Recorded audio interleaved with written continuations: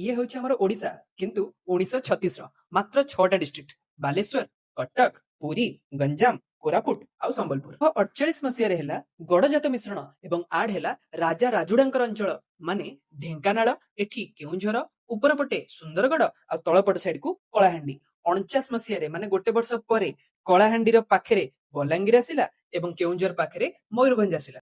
1950ରେ ହେଲା 13 number district Boudh Kandhamal ମାନେ ଏବେର ବୌଦ୍ଧ ଆଉ କନ୍ଧମାଳ ମିଶିକିରି। 92 ମସିହାରେ କୋରାପୁଟରୁ ଅଲଗା ହେଲା, ଏପଟ ସାଇଡରେ ନବରଙ୍ଗପୁର, ତଳପଟ ସାଇଡରେ ମାଲକାନଗିରି ଆଉ ଏପଟ ସାଇଡରେ ରାୟଗଡା ଏବଂ ତା ସହିତ ଗଞ୍ଜାମରୁ ଅଲଗା ହେଇଗଲା ଗଜପତି।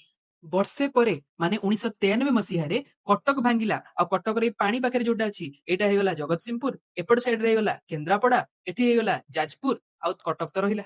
93ରେ ଭାଙ୍ଗିଲା ପୁରୀ ଏବଂ ତିଆରି ହେଲା ଖୋର୍ଦ୍ଧା ଏବଂ ନୟାଗଡ଼। ବାଲେଶ୍ୱରରୁ ଆସିଲା ଭଦ୍ରକ, ଢେଙ୍କାନାଳ ପାଖରେ ଅନୁଗୁଳ, ଏ ଜାଗାରେ କଳାହାଣ୍ଡି ପାଖରେ ନୂଆପଡା, ବଲାଙ୍ଗୀରରୁ ଅଲଗା ହେଲା ସୋନପୁର ଏବଂ ସମ୍ବଲପୁର ଅଲଗା ହେଲା ଏପଟ ସାଇଡରେ ବରଗଡ଼। ଆଉ ଫାଇନାଲି 1994 ମସିହାରେ ସମ୍ବଲପୁରକୁ ଆଉ ଟିକେ ଭାଙ୍ଗିକିରି ଉପର ସାଇଡକୁ କରିଦିଆଗଲା ଝାରସୁଗୁଡା ଏବଂ ସାଇଡ ପଟଟାକୁ କରିଦିଆଗଲା ଦେବଗଡ଼। ଲାଷ୍ଟକୁ ବୌଦ୍ଧ ଆଉ କନ୍ଧମାଳ ଅଲଗା ହୋଇ କନ୍ଧମାଳ ଏବଂ ବୌଦ୍ଧ ଦୁଇଟି ସେପାରେଟ ଡିଷ୍ଟ୍ରିକ୍ଟ ହେବା ସହିତ 30ଟା ଡିଷ୍ଟ୍ରିକ୍ଟ କମ୍ପ୍ଲିଟ ହେଲା।